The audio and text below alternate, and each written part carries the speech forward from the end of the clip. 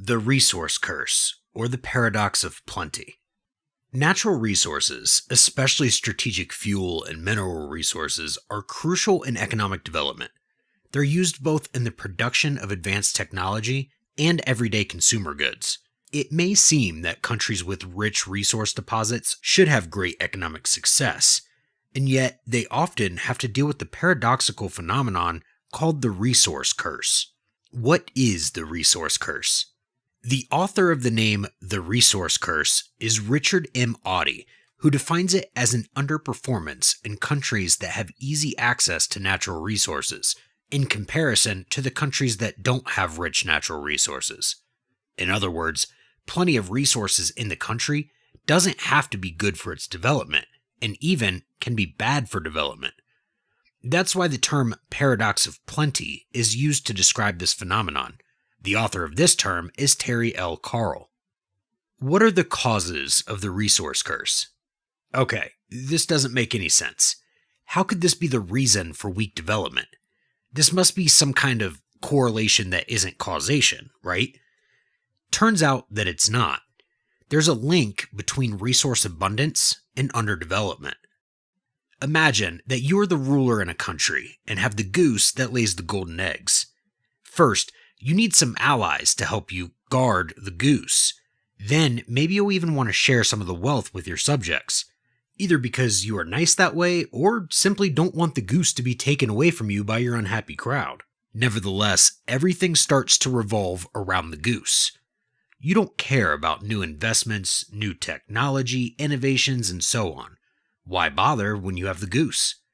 Your focus is to keep the goose safe and keep it under your control. In the real world, this translates to two main categories of causes. 1. Political and social, which include negative changes in state administration such as rent-seeking, rise in corruption and bureaucracy, high and unstable government spending, malinvestments made only because of political reasons, without economic calculation, concentration of power and wealth, and internal conflicts for a share in the pool. Sorry to interrupt the video for this quick announcement. If you like our videos and find them useful, please consider supporting our channel, either by the join button, which is support on a monthly basis, or by the thanks button, which is a new option of one-time support for our channel. Thanks for watching, and now back to our main topic. Krista Brunschweiler and Erwin Bolt also point out that gains from resources may lead to separation of government structures from citizens' needs and autocracy that misallocate capital and resources. Number 2. Institutional, which include the quality of public institutions which are responsible for creating climate for business.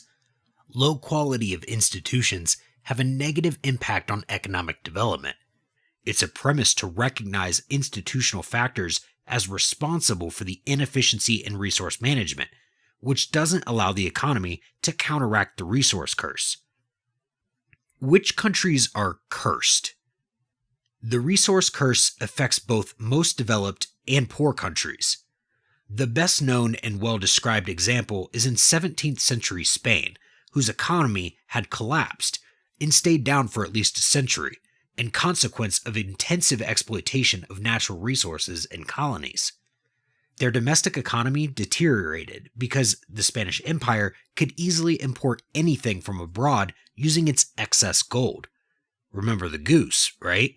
Why bother to produce something when you can take one gold egg from the vault and buy it? As money poured into the 17th century Spain, or countries exporting crude oil in the 70s and 20th century, the government expenses grew.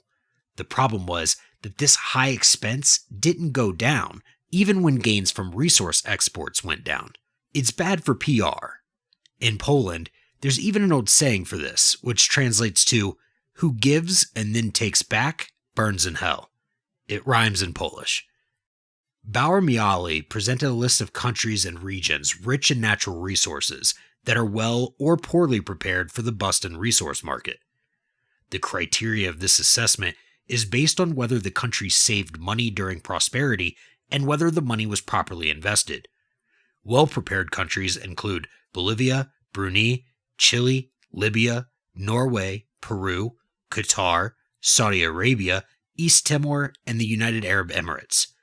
Poorly prepared countries include Alberta, the province of Canada, the Republic of Congo, Equatorial Guinea, Iran, Malaysia, Mexico, Mongolia, South Sudan, Venezuela, and Zambia.